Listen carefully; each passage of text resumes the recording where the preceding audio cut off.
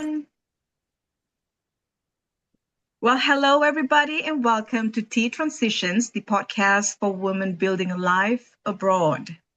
I'm Farah Baker. And I'm Rose Davenport.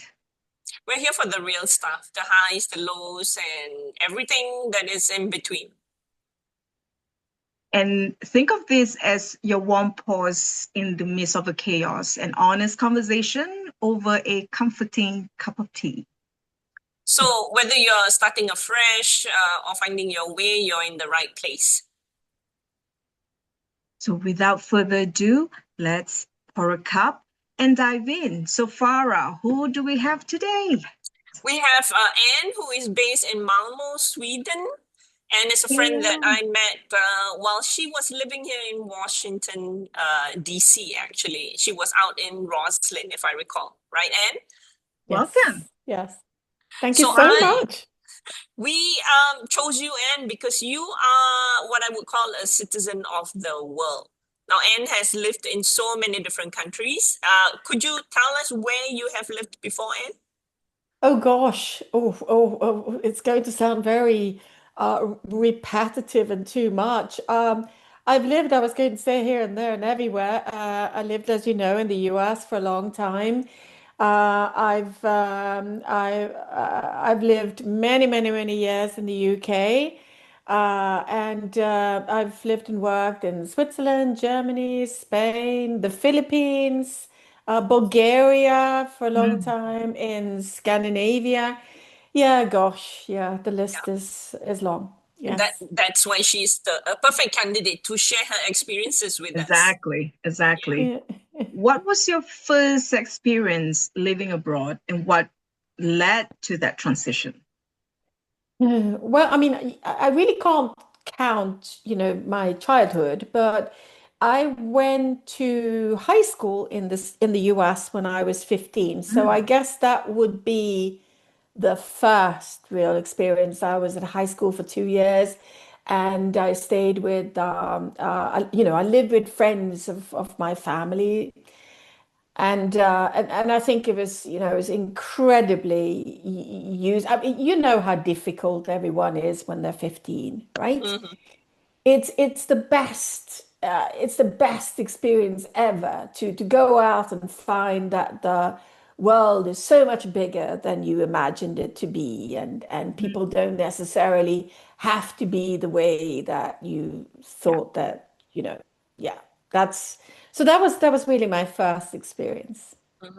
Now, as a teenager, when you went there, of course, kids can be cruel, right? Yeah. And was your experience typical of that, or you had an easier transition, you think? No. Kids were not at all cruel. I would say that it was much harder. I then came from Sweden, and it was probably harder in Sweden. I think, I mean, the US was a very embracing. I moved to New Mexico. It was a very embracing place to be. Mm, It was very interesting. I learned Spanish very quickly. I had to. I mean, in order to have some fun, you had to learn Spanish, right? Hey, I mean. mm-hmm. And yeah, it was very good for me. And Spanish really benefited me because I later on I went to university in Spain. And Mm. of course that was very helpful that my Helpful. Spanish was that good. Interesting. What's I didn't know that. Rose, go ahead. no, it's Spanish. Like I told my daughter, she took up Spanish throughout the high school year because I Yeah. told her it's best for you to pick up Spanish than Chinese because Uh-huh. Spanish will be the language of the world soon, besides English. Yeah, so I can definitely relate to that. What have Yeah. been some of your biggest joys and challenges in living in different countries? Well, as you both know, it's always very difficult at first when you move to somewhere, right? And it's not only all those practical things that have to fall in place, it's also the different workplaces. But of course, you get very used to the different cultures, and I think that's another great benefit when you have, I would say, you're very fortunate, you're very lucky to live in different places Yeah. because your whole your exposure to different cultures and different ideas and understanding that, and also I think most importantly, we don't have to think the same or Yep. agree That's true. on everything. And you sort of you really do learn that the world is a big place and yeah, I would say those are the biggest benefits. But of course, yeah, of course, we all know that the challenges are a bit of tad of loneliness. I mean, I was very fortunate. My husband was able to retire quite early, and he came along and was my butler, as we called him. I mean, Yes.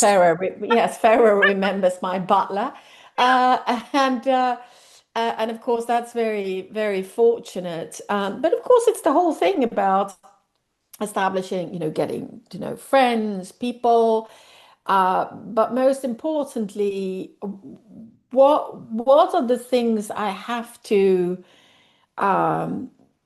think of or be particularly conscious of, and but of course it becomes quite easy. I always say going to moving to a new country or a new place. Embrace it. Be lovely to people. Mm. Tell them what a fantastic country they have, and try to understand as much as possible about that country that you can. That is the Hmm. best of your ability. Mm. I'm always so shocked. I mean, I have met people who have been in countries for decades and they hardly know anything Yep. about the place, and it's such a shame. It's And such a it's all shame because individual, how you yeah, want to make yourself out there and learn, because when we learn, we become wiser, and yeah, knowledge is power. Just like your backdrop, together we make change. yes, It really resonated to all of us because it's like living in a village. You have to really adapt to your surrounding, um, blend in with them, and also make their cultures yours because that's how you settled in. Yeah. Assimilation, absolutely. basically, right? Yeah. In a way, without losing In yourself. in a Yeah. way, without losing yourself and Mm. without losing, I mean, I'm not saying, you don't need to change that much of who Yeah. you Mm, are, but an appreciation and an understanding for the people and the places that right. you go to and embracing that and try to make friends and try to yeah, like I said, I always find it very sad when I come across people who, for instance, in Sweden. They know literally nothing about Sweden, and you think, how sad. Okay, Hmm. yeah, it's really sad in a way, right? Yeah. Hmm. Hmm. With your background, then, how have you seen the hospitality industry evolve, especially for women travelers? Ah, right. We're coming to my field of expertise. Well, Yes. Hmm. I'm in the airline industry, of course, and I'm in Yeah. IT, so I'm not sort of, I'm not in tourism as such, but of course I'm in the sort of fringes of tourism. I'm very, Right. very related to it. Um, yes, I think that we have a tendency to sort of talk about negatives when it's about social media. But I think a huge big plus, and I myself post on social media. Since I lost my husband died in 2020. And I've always been quite comfortable being a solo traveler. I had to because, back in the day, my husband was working a lot, and I just thought, hey, that's not going to stop me from traveling. But I'm quite a courageous traveler. I like traveling by myself, and I get more and more. Well, I guess I've always been very comfortable with it, but I feel extremely comfortable the older I get. Mhm. And I try to share those experiences because I think it's very, so I post on women, what is it, solo travelers, women over Mm. 50 or something. And I post in that. And I post in a couple of other social media groups to sort of say, hey, you can actually do this. So Yeah. Yeah. I think that's been very beneficial, Yeah. Mm. that people are, I would say, more courageous, and they realize that, oh, it's not such a big and scary world out there. So that's how it's changed, I Mm. think. And I think Yeah, it is, for listeners out there, it takes that very first step. I've yeah, known people who are yeah, so afraid to leave their country because, yeah, oh, I don't know the language. Mhm. Baby steps. Go to a place where they speak your language to begin with, yeah, and then yeah. you can venture to places where they don't speak your language. But, Mhm. you know, there's always somewhere that you can go to where it's more relatable. So it's not such a culture shock.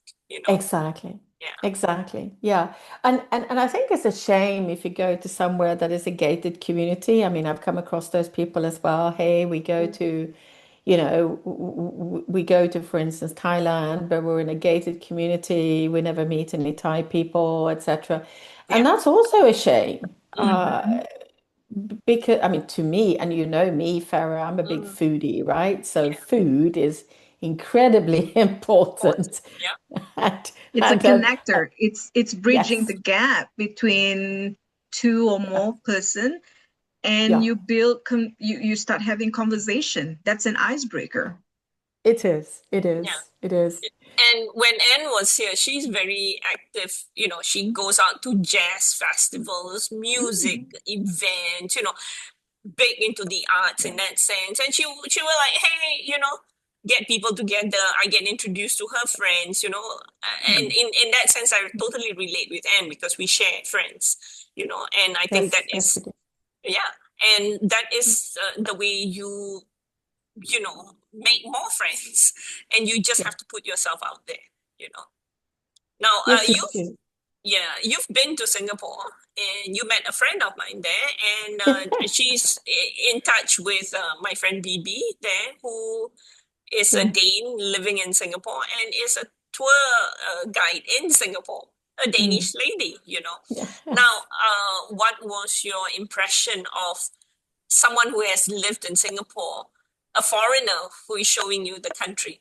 What's that perspective like? Oh, wow. Well, I have three friends in Singapore. Actually, one of the other friend that I have in Mm. Singapore, they've now moved to Thailand. So I do have two friends left in Singapore. It's BB, and it's also Un, who is Singaporean, Mhm.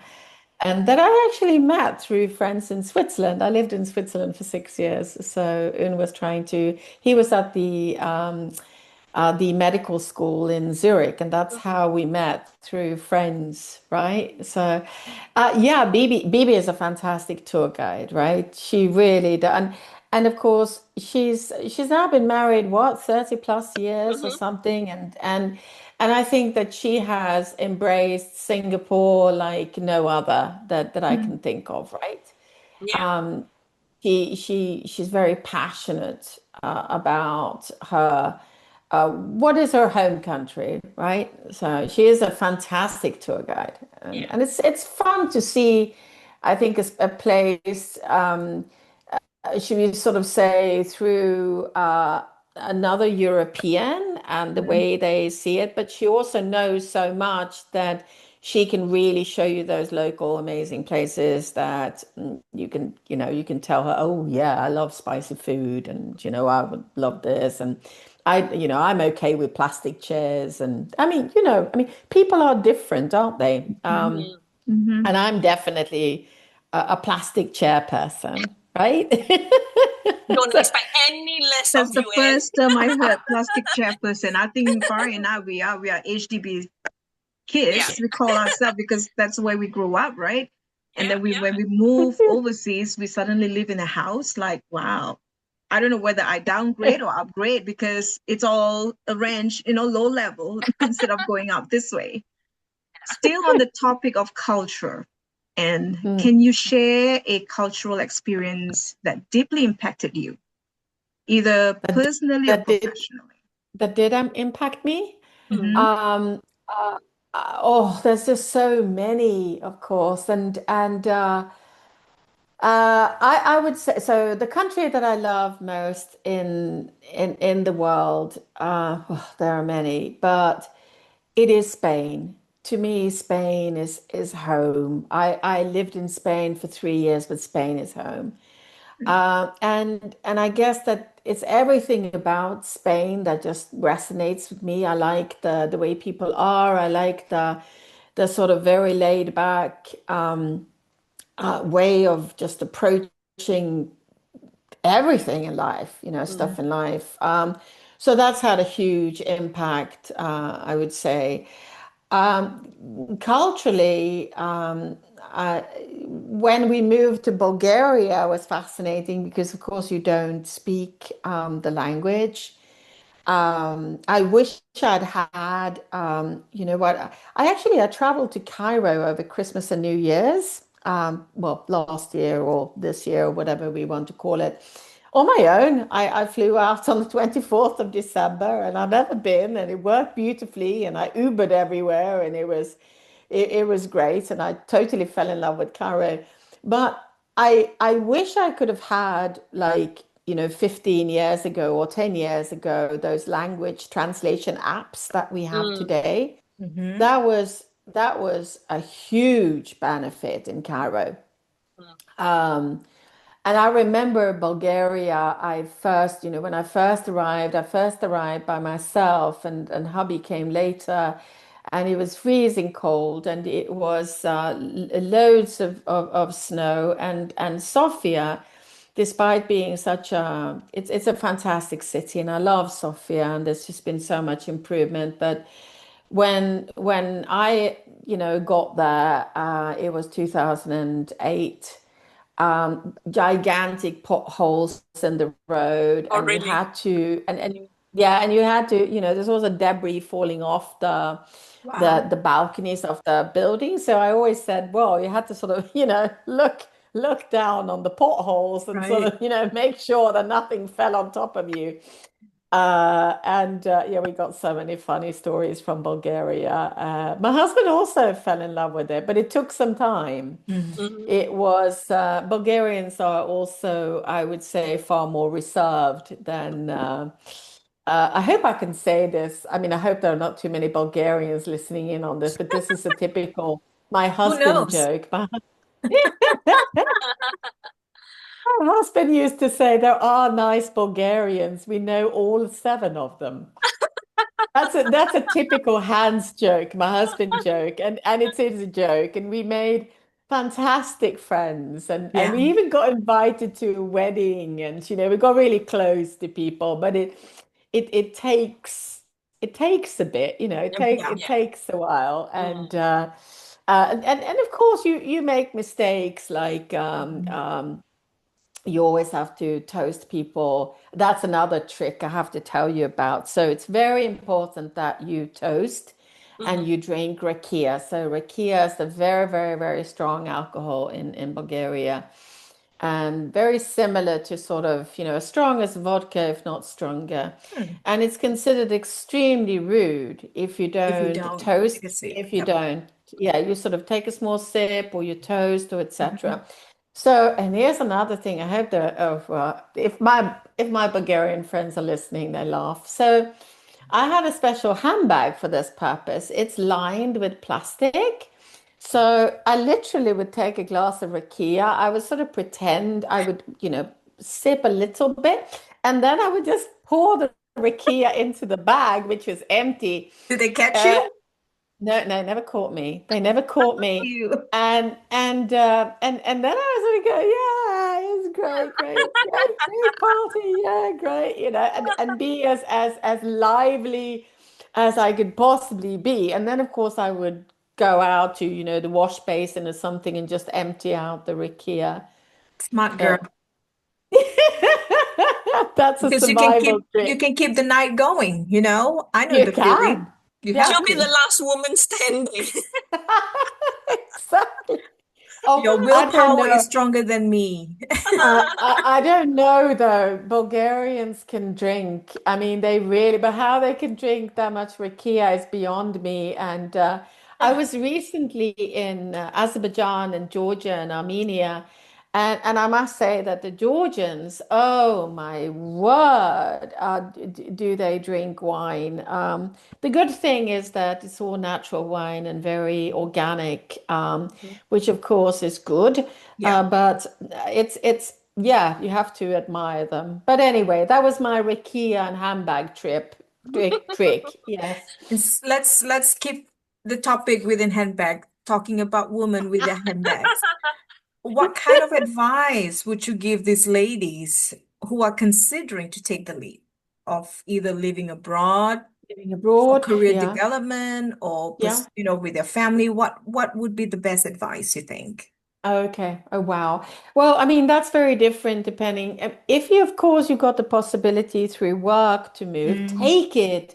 Mm. Take every opportunity, and hmm. especially when you get lots of help like you Yeah. do through Mm. work. I mean, it's been me working. I've had, the work permits arranged by the companies that I have worked for, so it's been smooth sailing, right? Good. Mm. I'm not saying it's easy. It's never easy, but it's pretty smooth Yeah. when you compare to just, taking the decision, oh, yes, tomorrow I'm going to move to Greece or Yeah. something without, uh, having any connection to Greece.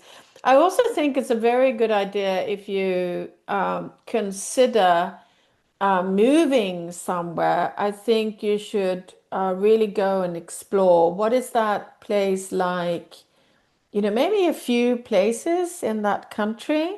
Mm. And of course, in different seasons. Because I Hmm. mean, let's Mm. take let's Yeah. take Spain as an example. So you go to Spain and you think, oh, this place is so fantastic.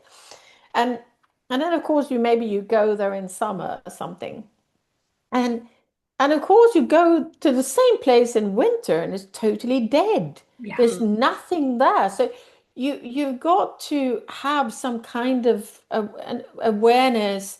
What is this place? And like Farah says, can I make some, how about some interest? Are there some Hmm. concerts, some Mm. music, something that I'm interested in, art, exhibitions, what have you? Is that available? Or am I the sort of person who really want, I mean, I couldn't do that, but sit on a mountaintop somewhere totally isolated. I mean, Yeah. Mm. we're all different, right? Yeah. Yep. But I think you really do need to do a bit of research I um, agree. b Do your due before. diligence. Yeah, exactly, Yep. exactly, I exactly. agree. And also people who say, oh, it's so easy to learn the language, and so, well, that can be pretty hard. I mean, I myself struggled with German for 3 years, and Mm. I'm terrible. I'm terrible. Um, And imagine she worked in Frankfurt. yes. And and I still remember the story of you having to deal with government officials who will only speak Uh, German, yes. talking about Yes. taxes. Remember you told me Yes. that?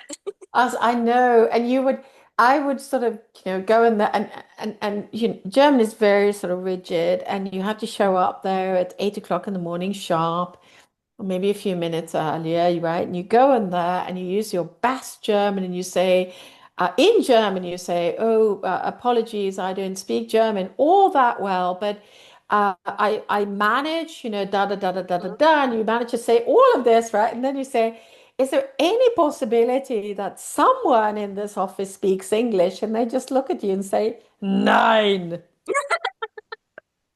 Very Yep. friendly. Very Hmm. friendly. Wow.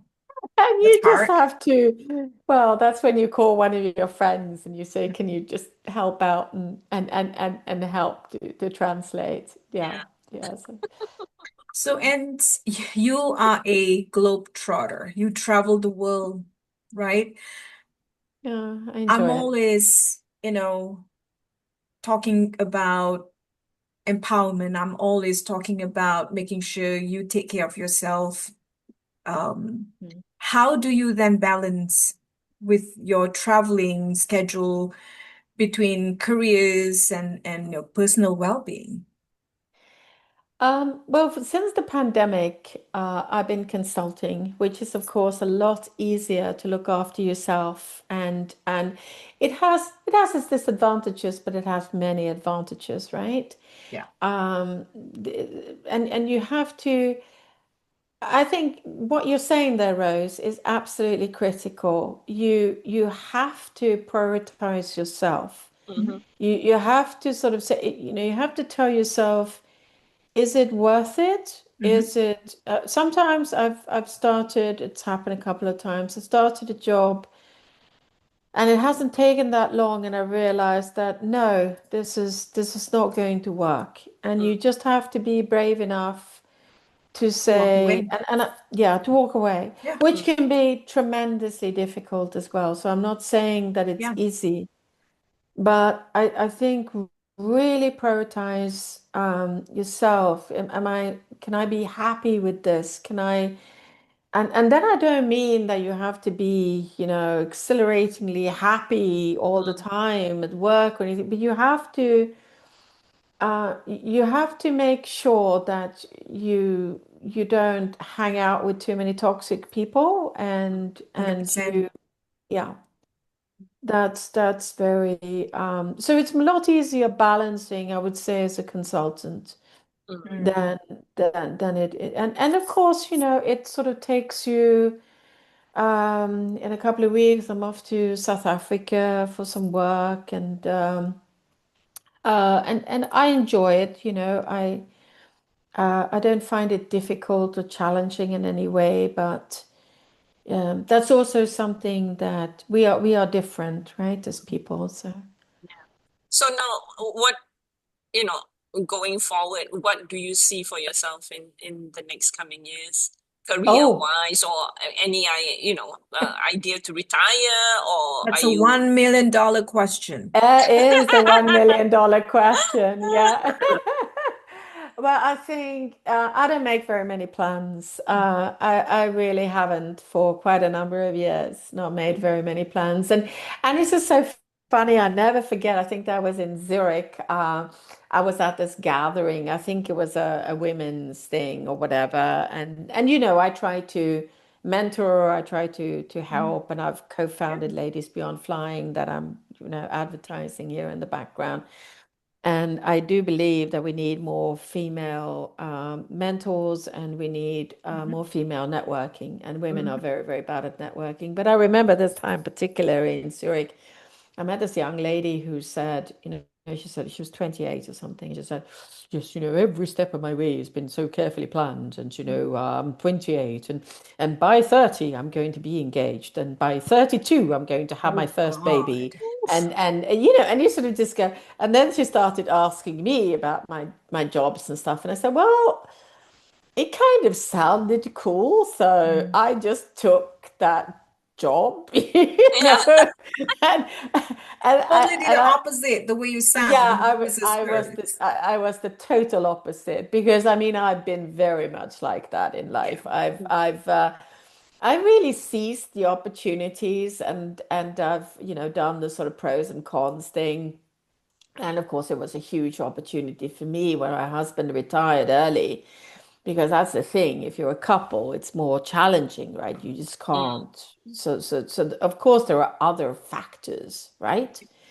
Right. But so I've been very lucky in that sense. But I've literally just thought, ooh, that sounds interesting. Okay, so if I take this job, I probably get to see how this works. And of course that's a Mhm. huge advantage to me today because Yeah. I've gathered a lot of knowledge that I can use very differently in very many different aspects, etc. Retirement, so far I haven't really given that any thoughts No, whatsoever. I don't think you're ready to retire yet. Just saying. And I only met you a hot minute, and now I think you're going to be traveling and seeing the yeah. world. Enjoy your time. Oh, There's no travel, definitely. there's no stopping Definitely. in. And like I said, I enjoy it so much. And actually I enjoy traveling to those sort of off places. Like I said, I was just in Azerbaijan and Georgia and Armenia, totally fell in love with all three Yeah. countries, and it's such a privilege to be Yeah. able to do that and to see that. And I met some amazing people, Yeah. and Nice. yeah. Well, we are close to wrapping up, but I think this is probably a good question to ask. If you could have tea with any woman, past or present, who would it be and why? Wow, that is oh, just one. That's a loaded question. I know. I'm thinking about it myself. Who? Yeah. Yeah, who? And of course, you sort of, I mean, I wish I could have tea with Farah right now because she's a And friend then that I I'll be miss. jealous. No, just kidding. Because she's a friend that I miss very Of much. I mean, course. there are so many good friends that I miss. But and that's actually a question I've been asking people lately. I've been saying, would you, if you have the opportunity to time Mm. travel, would you go back in time or forward in time? And I Mhm. would go forward in time. Why? That would be me. I'm very curious to see where we Yeah. are 100 years from now, 250 years from now. But, fascinating women that, oh gosh, uh, oh dear. Yeah, of course, I mean, there are so many interesting ones that Yeah. you would, female leaders, Mhm. etc. Maybe Marie Curie, Nobel Mm. Prize winner would be fascinating. You never know, though. No. Those scientist people, I mean, they're typically quite boring and quite dull, aren't they? Just a few weeks ago, Farah and I and a whole bunch of our girlfriends too went to a museum here in Richmond, Virginia, and that was an exhibition of Frida. Frida Oh, Frida Kahlo's. Kahlo. Yeah. Oh, wow. And Yes. Yeah. I don't know really a lot about her, but that kind of wow. I left that Yeah. building like a lot of information. Yeah. It's Yeah. just she's a Fascinating. strong woman right there. And Yes. today the new generations are just using her image. It's a cool image, Yeah. colorful, flamboyant type of. Mm. So that's the kind of stories that we want to continue sharing with folks and letting people know, empowering women is one thing. It's Yeah. also talking about their journey because we women can be so timid. We don't like to share Yes. a lot, but when we Yeah. have hot tea or drinks in front of us, we start warming up and start sharing. Yeah. Yeah. And we just have to be better at networking. That is Yes, like, it's, 1000%. oh, absolutely. And I can't say it often enough and advocate it because networking means so much, not only professionally, but in life in general. Just be able to reach out to people and say, "You've got some advice for me here." You know Yeah. what? Yeah. Yeah, that Exactly. is, and we're so bad at it, Yeah. and it's a shame, Yep. and we No need to. excuse Yeah, sometimes, there is no excuse. Yeah. There is no Yeah. excuse, and Thank and you and so much, Anne. We yes, really enjoy your message. And I must say you are absolutely right in terms of, do not isolate yourself. Mm-hmm. yeah, Put yourself out there, you know. yeah, Network is one word for it. It's yeah, just a yeah, relationship.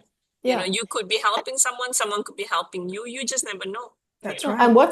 what's the worst that can happen? Hmm. Somebody, is terrible to you. Well, yeah, who cares? Yeah. Just take Just the positive and let go the negative. That's my yeah, mantra. Yeah. yeah, absolutely.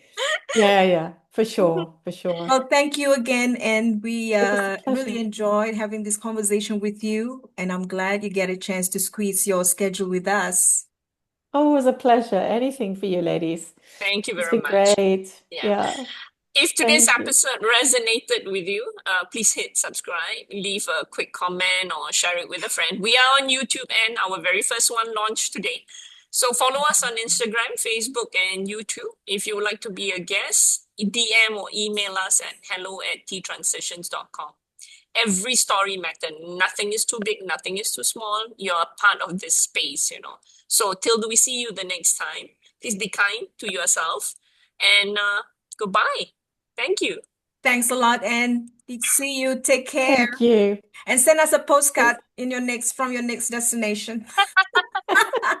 Will do. Alrighty. Bye. Cheers. Bye. Thanks. Bye.